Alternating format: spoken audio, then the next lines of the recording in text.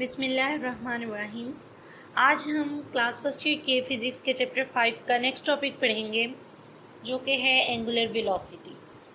जिस तरह हमने एंगुलर डिस्प्लेसमेंट का पढ़ा, उसी तरह जब कोई ना कोई डिस्प्लेसमेंट सर्कल में कवर हो रहा था, तो ऑफ कोर्स उस डिस्प्लेसमेंट के कवर होने के टाइम पर कोई ना कोई वेलोसिटी भी लग रही थी।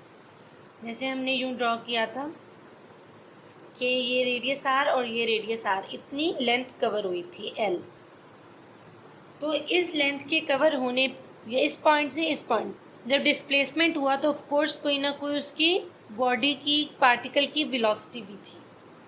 तो जब एंगुलर डिस्प्लेसमेंट की बात हुई, तो अब उसके साथ हम बात करेंगे एंगुलर वेलोसिटी की। ये हमने कल के लेक्चर में भी थोड़ा सा इससे रिलेटेड पढ़ा था कि एंगुलर वेलोसिटी हमारे पास rate of change of angular displacement है। एंगुलर वेलोसिटी को ओमेगा से, तो ओमेगा हमारे पास सिंपली हम अगर डेरिवेटिव ले लें एंगुलर डिस्प्लेसमेंट का, तो हमारे पास एंगुलर वेलोसिटी आ जाती है। This is omega. इसकी डायरेक्शन के लिए मैंने कल के लेक्चर में भी बताया था, मैं आज दोबारा आपको बता देती हूँ कि जिस डायरेक्शन में हमारे पास बॉडी मूव कर रही होती है, जो उसकी रोटेशन होती है, उस डायरेक्शन में हम अपनी राइट हैंड की उंगलियों को कर्ल करते हैं और हमारा जो थंब होता है वो इंडिकेट कर रहा होता है एंगुलर वेलोसिटी की डायरेक्शन।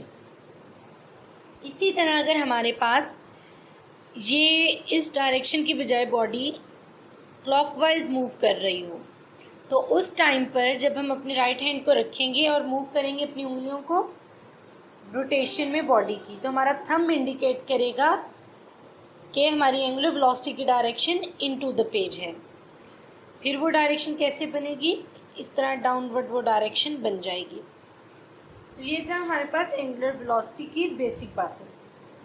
अब नेक्स्ट टॉपिक है हमारे पास इसी से रिलेटेड एवरेज एंगुलर वेलोसिटी।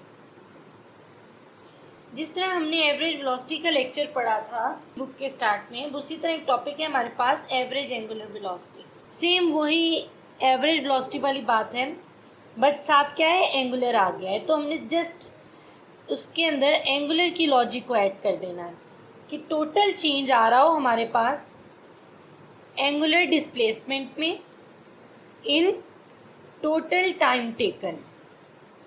ठीक है, वो हमारे पास क्या होता है, एवरेज एंगुलर वेलोसिटी।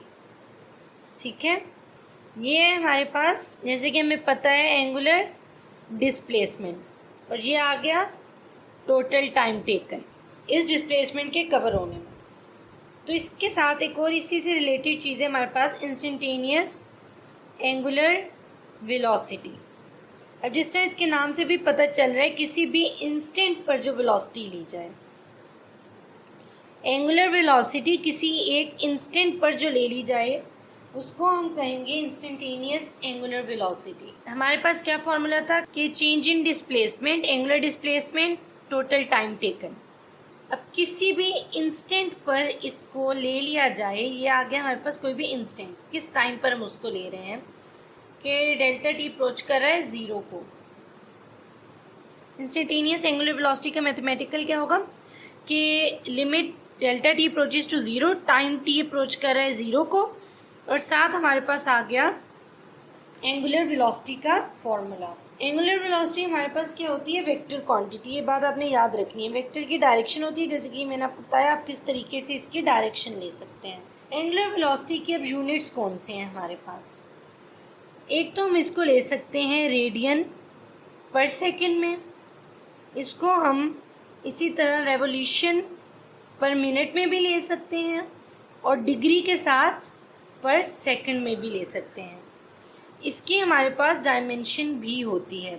इसकी डायमेंशन होगी हमारे पास, ऑफ कोर्स वेलोसिटी से रिलेटेड है, तो